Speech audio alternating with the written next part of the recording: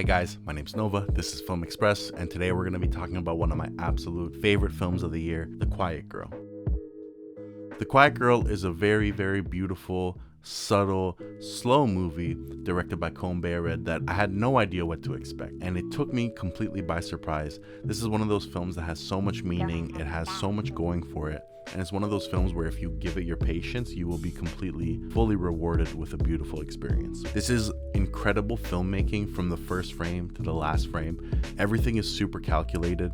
Everything is very deliberate and it's paced very purposefully. There's beautiful cinematography. The acting from every single actor and performer in this film is top notch, especially by the titular Quiet Girl. Now, the lead actress here, she gives one of the better performances of the year, and I'm super impressed. This is one of the better child actor performances I've seen in a very long time. The script in this film is so calculated, where from the start you're kind of seeing where it's placing its pieces on the chessboard, and by the end of the film it's literally going for the checkmate. It's such a beautiful story. At the end of the day, narrative is what I look for in most films. Films can have great vibe and everything like that, but if there's a good story, I'll be fully along for the ride, especially a film that knows how to give you a really good ending.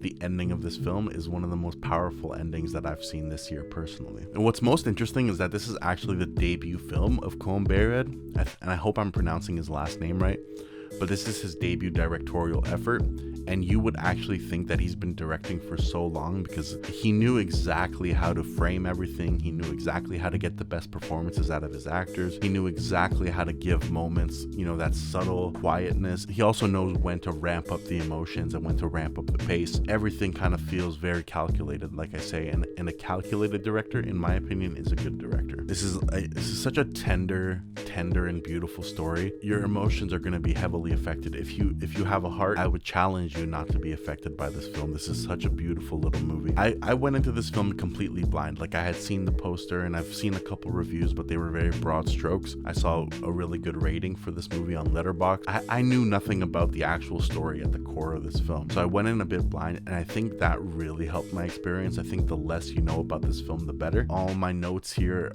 are not going to talk about the plot itself. They're just going to be talking about my opinion. If I really am trying to nitpick, and I feel like criticism is basically that, we're basically nitpicking at little issues and trying to find flaws within films. Everything was told via dialogue instead of shown. There's a lot of dialogue in this film, and a lot of the moments, a lot of the bigger plot points, especially the backstory or whatever like that, it's all just spoken via dialogue.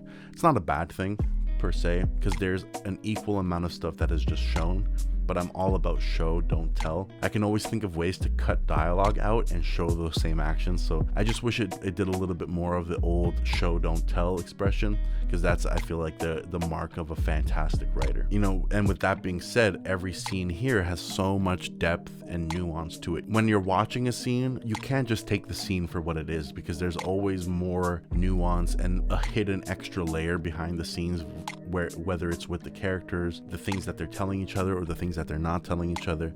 If you really want to try to see the bigger picture, there's always something you can pick out and try to analyze the hidden layers behind everything, which I find it's a very, very strong technique, and it's really what I look for in films, honestly.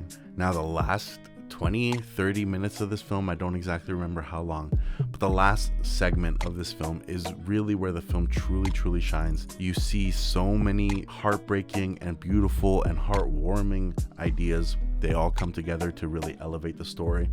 The last few moments of the story itself are just a powerhouse, honestly, and it's one of those films where I might not watch it again very soon, but it's definitely something I do want to watch again in the future, because it's a unique character and a unique story, and also a unique cultural angle that we don't get here in America. And if I can just say one thing before I wrap up this review, is that I've always been attracted to the idea that sometimes we can bond with people that are outside of our family, and sometimes the bond of blood is paper thin, whereas they say blood is thicker than water. Sometimes blood is not thicker than water, right?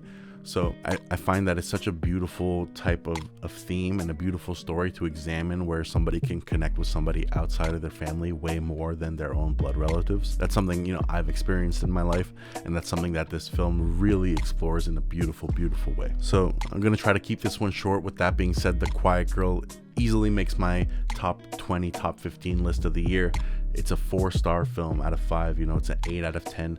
and it's one of those films that I could recommend to anybody who kind of wants to see films outside of the mainstream of Hollywood, wants something a little bit different, a little bit slower, but very deliberate and very, very rewarding.